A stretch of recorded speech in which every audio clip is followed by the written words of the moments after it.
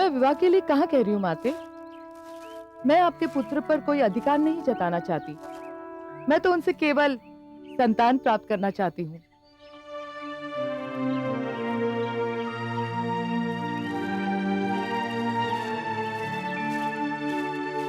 परंतु बेटी, हमारे समाज की कुछ मर्यादाएं होती हैं।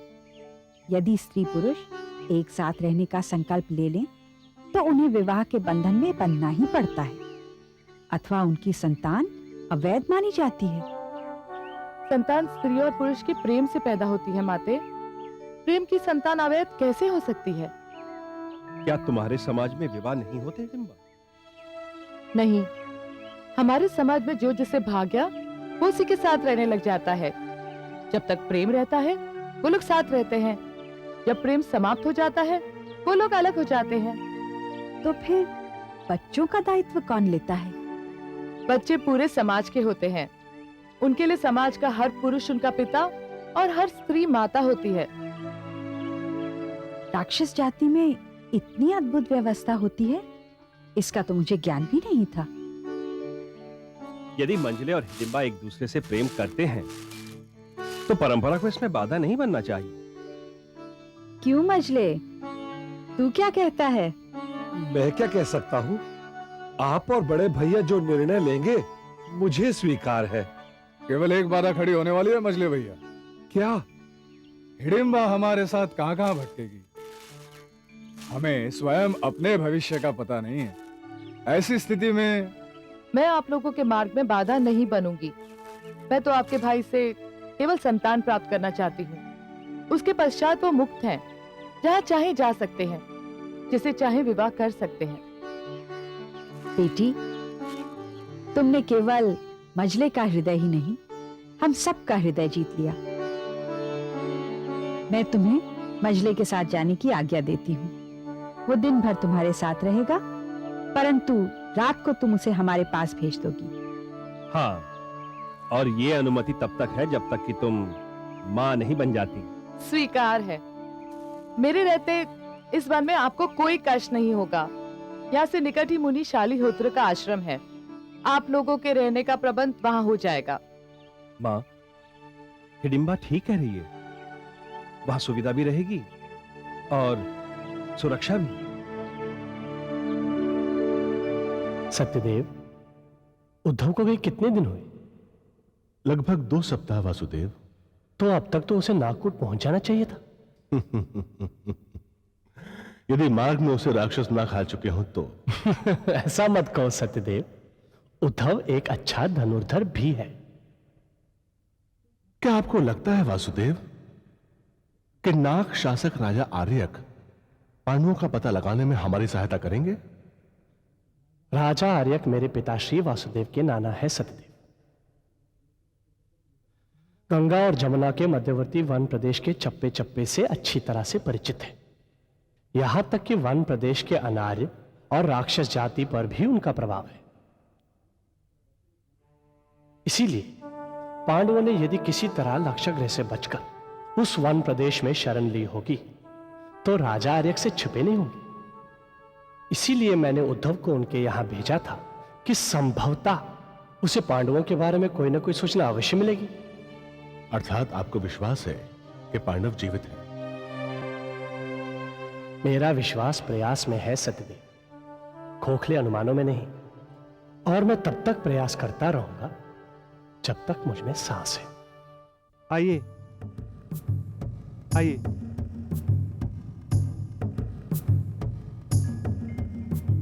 प्रणाम महाराज। नागराज आर्यक प्रसन्न है। नागकूट में वासुदेव श्री कृष्ण के विशेष दूत आर्य उद्धव का स्वागत है। महाराज आर्यक, वासुदेव कृष्ण ने आपको प्रणाम भेजा है।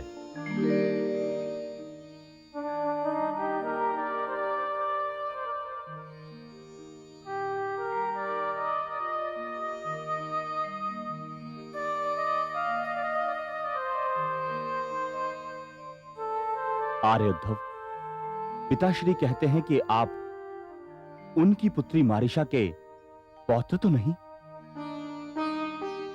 जी महाराज,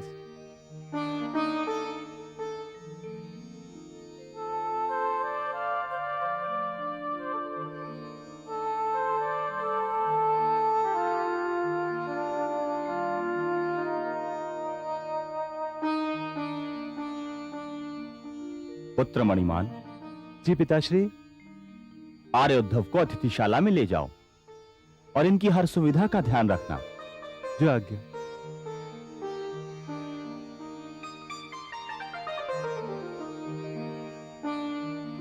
आइए।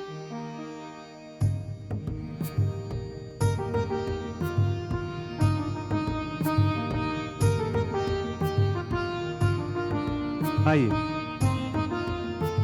आइए। आर्य उद्धव, ये मेरी बहनें हैं, कपिला और पिंगला। प्रणाम देवियों।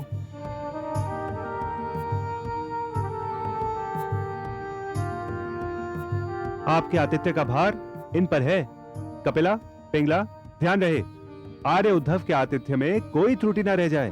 निश्चिंत रहे भैया, आर्य उद्धव का यहाँ से जाने का मन नहीं करेगा।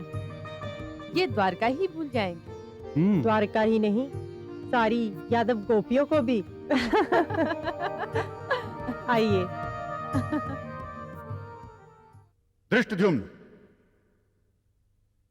हमें तुरंत स्वयंवर के आयोजन में लग जाना चाहिए। समय कम है और कार्य अधिक। जो आज्ञा पिताश्री। पांचाल के इतिहास में यह एक महत्वपूर्ण आयोजन है जिसका परिणाम पांचाल के भविष्य को प्रभावित करेगा। हाँ पिताश्री।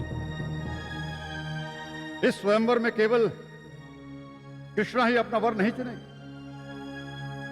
पांचाल भी अपना भविष्य चुनेगा और इस चुनाव की छाया संभवतः पूरे आर्यावर्त के मानचित्र को बदलेगी। मैं समझ रहा हूं पिताश्री। इसलिए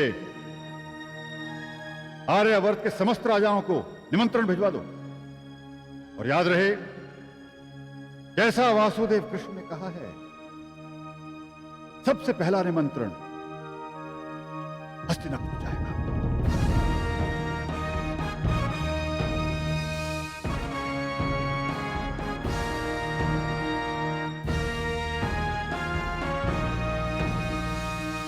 प्रणाम महाराज। महाराज, पांचाल नरेश याज्ञसेन द्रुपद ने अपनी राजकन्या द्रौपदी का स्वयंवर आयोजित किया है और उसमें भाग लेने के लिए कुरुवंश के राजकुमारों को निमंत्रण भेजा।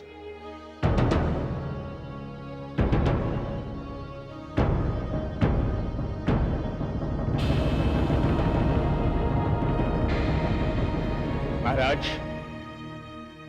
पांचाल नरेश के दूत अतिथि गृह में हमारे उत्तर की प्रतीक्षा कर रहे हैं। विदुर, ये एक राजकन्या के स्वयंवर का निमंत्रण मात्र नहीं है। जैसा कि सर्वविदित है, पांचाल नरेश द्रुपद के संबंध हस्तिनापुर के साथ सौहार्दपूर्ण, मित्रतापूर्ण कभी भी नहीं रहे। द्रुपद ने सदैव ही हस्तिनापुर के प्रति विद्वेष का भाव रखा है। तो हमें निर्णय यह लेना है कि एक शत्रु की पुत्री को अपने परिवार में स्थान देना उचित होगा अथवा नहीं। आपका क्या विचार है कर्ण? महाराज, पांचाल हस्तिनापुर की प्रगति में कांटे की तरह चुभता रहा है। पांचाल के कारण ही हम पूर्व दिशा में अपने साम्राज्य का विस्तार न कर सके। राजा द्रुपद आचार्य द्रोण को अपना शत्रु समझते आए हैं।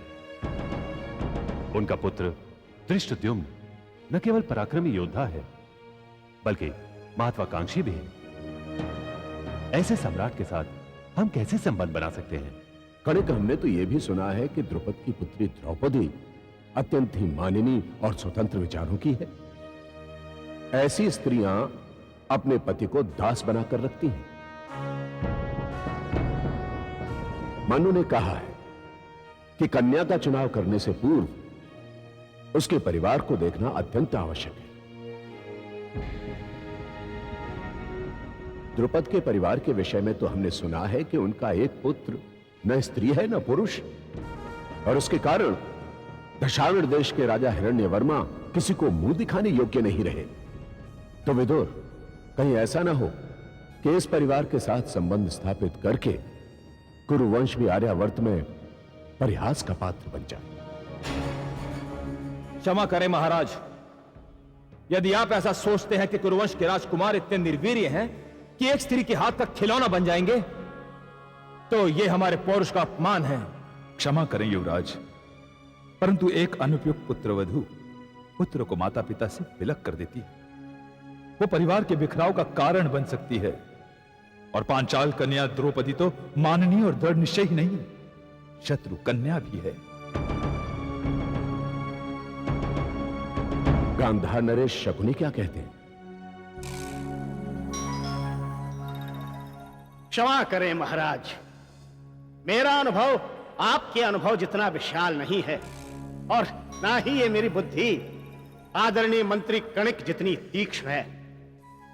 किंतु मेरा आपसे विनम्र निवेदन है कि महाप्रतापी भरत के वंशजों के विषय में ये शंकाएं न केवल निराधार हैं, अपितु न्याय संगत भी नहीं है। मुझ पर पक्षपातपूर्ण होने का आरोप लगाया जा सकता है, किंतु मैं नहीं मानता कि दुर्योधन तो शासन, विकर्ण और अन्य राजकुमारों को दास बनाने का सामर्थ्य आर्यवर्त की किसी भी राजकुमारी में है, वो चाहे पांचाल की राजकुमारी द्रौपदी ही क्यों न हो। महाराज, जिस कुरुवंश के अभिभावक स्वयं पितामह भीष्म जैसे अनुभवी आर्यरत्न हो, जिस कुरुवंश के परामर्शदाता नीति विशारद विदुर जैसे ज्ञानी, जिस कुरुवंश के युवराज दुर्योधन जैसे महाबली योद्धा हो, जिस कुरुवंश के सेनाध्यक्ष स्वयं आचार्य द्रोण हो, और जिस कुरुवंश के सिंहासन के साथ धनुर्धारी कर्ण जैसे महारथियों की निष्ठा बंधी हो, उसे एक स्त्री तोड़कर नष्ट कर सकती है? ना ना ना महाराज, कम से कम मैं तो ये बात मानने को तैयार नहीं।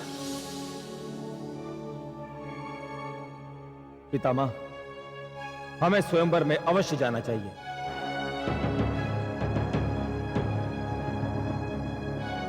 हम में से कोई ना कोई द्रौपदी को जीतने में अवश्य सफल होगा। पूरे आर्यावर्त में कुरुवंश के समकक्ष ऐसा कौन सा राजवंश है और ऐसा कौन सा योद्धा होगा जो हमारी बराबरी कर सके? उसके साथ यह बात भी स्मरणीय है कि पांचाल नरेश का मान मर्दन करने का इससे श्रेष्ठ अवसर प्राप्त नहीं होगा जब हम अपने सामर्थ्य के बल पर उनकी कन्या को उनके सम्मुख, उनकी राज्यसभा में पूरे आर्यावर्त के राज परिवारों की उपस्थिति में जीत कर ले आएंगे। पितामह, आपका क्या मत है? मान लीजिए महाराज, यदि इन लोगों में से कोई भी याज्ञसेनी द्रौपदी को जीत नहीं पाया, तब उससे कुरुवंश का जो मान मर्दन होगा उसका अनुमान लगाना भी आवश्यक है। पितामह, आपका क्या मत है? मान लीजिए महाराज, यदि इन लोगों में से कोई भी याज्ञसेनी द्रौपदी को जीत नहीं पाया, तब उससे कुरुवंश का जो मान मर्दन होगा उसका अनुमान लगाना भी आवश्यक है। धृष्टता क्षमा करें पितामह, मैं कुछ निवेदन करना चाहता हूं। स्वयंवर कोई युद्ध भूमि नहीं है जिसमें जीत जीत और हार हार हो। स्वयंवर तो एक परंपरा है जिसमें जीतने वाले को सम्मान मिलता है, किंतु हारने वाले का सम्मान क्षीण नहीं होता। अब एक स्त्री एक ही पुरुष से विवाह कर सकती है, सबसे तो नहीं। महाराज, हस्तिनापुर की राज्यसभा अभी तक आचार्य द्रोण के मत से वंचित रही है। आचार्य, आपका क्या मत है? पितामह, मेरी दृष्टि में क्रूर राजकुमारों का द्रुपद की राजसभा में उनकी कन्या का प्रार्थी बनकर जाना अपमान का विषय है। यदि क्रूर राजकुमार द्रुपद की शक्ति सदैव के लिए नष्ट करके उनकी कन्या को समर्पण और शांति का प्रस्ताव बनाकर लाते, तो ये वीरतापूर्ण कार्य होता। गुरुदेव, क्या आपको हमारी वीरता पर संदेह है? वीरता पर नहीं, बुद्धिमत्ता पर है। परंतु दोष मेरा है कि मैं क्रूर राजकुमारों में पर्याप्त गौरव और स्वाभिमान पैदा करने में असमर्थ रहा। तो आचार्य का मत यह है कि कुरु राजकुमारों को द्रुपद कन्या के स्वयंवर में भाग नहीं लेना चाहिए। मेरे लिए स्वीकार करना अति कठिन है कि कुरु राजकुमार द्रुपद कन्या के स्वयंवर में भाग लेंगे। मैं नहीं जानता आपकी इस विषय में क्या नीति है। न दुर्योधन, कर्ण और न मेरा पुत्र अश्वत्थामा स्वयंवर में जाकर कोई गौरव प्राप्त करेंगे, और न ही इससे कोई हस्तिनापुर की शक्ति बढ़ेगी। मैंने सुना है द्रौपदी अत्यंत सुंदर है, पद्मगंधा है। यदि कोई कुरु राजकुमार उसे जीतने में सफल हो गया तो उससे कुरुवंश में ईर्ष्या और द्वेष बढ़ेगा और वो टूटकर बिखर जाएगा। और यदि कोई भी पांचाल कन्या को जीतने में सफल नहीं होता तो हस्तिनापुर के पौरुष और मान मर्यादा पर धब्बा लग जाएगा। दोनों स्थितियों में स्वयंवर में भाग लेना हस्तिनापुर के हित में नहीं है। मुझे इतना ही कहना है। विदुर, तुम्हारा क्या कहना है?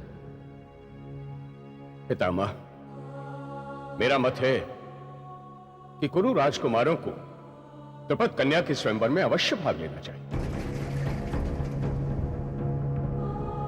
किंतु मेरा कारण वो नहीं है जो युवराज दुर्योधन और उनके चतुर मामा गांधार नरेश शकुनी ने प्रस्तुत किया।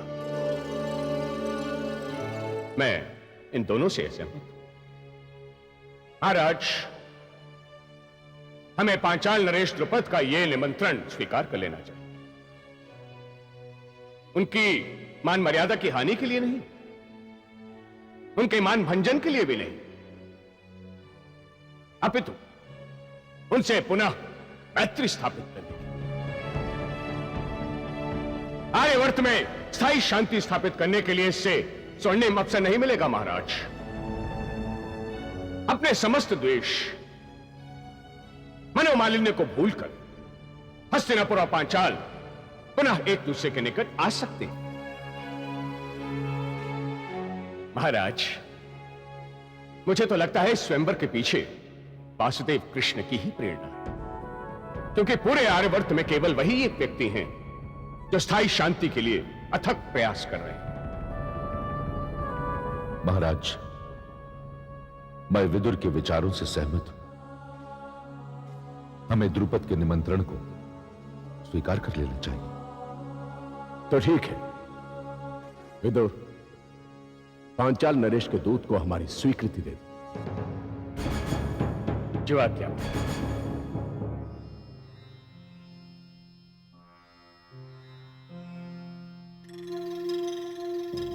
प्रणाम दीदी, तुम जाओ। कहिए, मुझे कैसे स्मरण किया?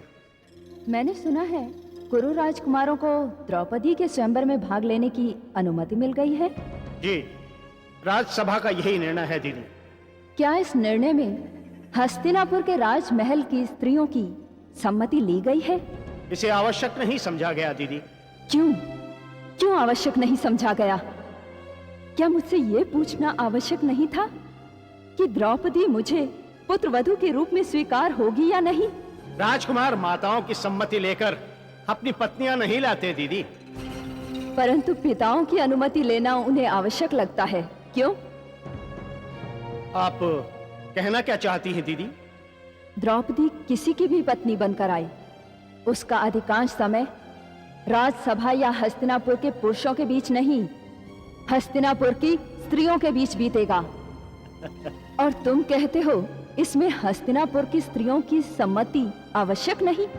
द्रौपदी के आ जाने से हस्तिनापुर की शक्ति बढ़ेगी दीदी। शक्ति, शक्ति, शक्ति। तुम पुरुषों को शक्ति के अतिरिक्त कुछ दिखाई नहीं पड़ता, और शक्ति भी केवल युद्ध के लिए, दूसरों को नीचा दिखाने के लिए, उन पर शासन करने के लिए, शोषण के लिए। क्या शक्ति का यही एकमात्र उपयोग रह गया है? पितामह इसी शक्ति के बल पर अंबिका, अंबालिका और अंबा को उठा लाए। इसी शक्ति के भय के कारण पिताश्री ने मुझे अंततः इस शक्ति से किसको सुख मिला है? पितामह को सुख मिला, अंबा और अंबालिका को सुख मिला, और तुम्हें शकुनी इस शक्ति से सुख मिला है क्या? शक्ति सुख के लिए नहीं होती दीदी, शक्ति का अपना मद होता है। जहां तक मेरा प्रश्न है, मैं तो एक राज कर्मचारी हूं, राजसभा की आज्ञा मानना मेरा परम कर्तव्य है। लगता है केवल गांधारी ने ही नहीं, हस्तिनापुर की राज्यसभा ने भी अपनी आंखों पर पट्टी बांध ली है। तभी तो वो देख नहीं पा रहे कि द्रौपदी की आग किस किस के हृदय को जला रही है।